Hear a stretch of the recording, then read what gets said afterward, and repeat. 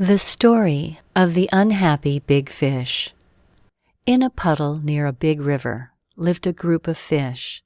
They all were friends and played with each other and were very, very happy. Among them lived a bigger fish. He was very proud, and because he was bigger, he thought of himself as more important than all the other fish. He was always mumbling and grumbling in the company of the little fish. So one day, one of the little fish told him, "This puddle is too small for you. I'm surprised that you don't go to live in the big river. There you would have much better pals than little fish like us." The big fish thought about those words, and indeed, he thought that it would be a good idea for him to go to the big river. "I'm tired of these little fish," he thought to himself.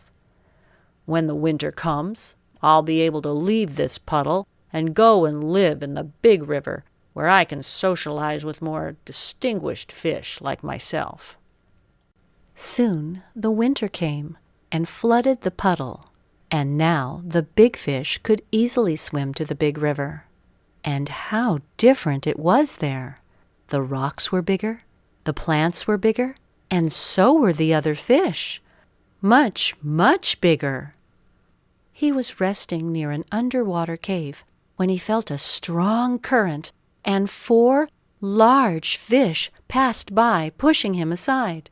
"Move away, little fish," they said. "Don't you know this cave is reserved for big fish like us?" Little fish, he thought. He had never been called that. Life in the river was very different from the one in his puddle. He decided to hide in some algae and try to rest. Not long after, though, 2 huge and fearsome fish found him and started to attack him. He escaped by swimming into a little crack in a rock where they couldn't fit. Oh, that was scary. He stayed there for some time, waiting for the other fish to go away, and this gave him time to think. Was this the way life was in the river, he thought? Were these the advantages of living among big fish?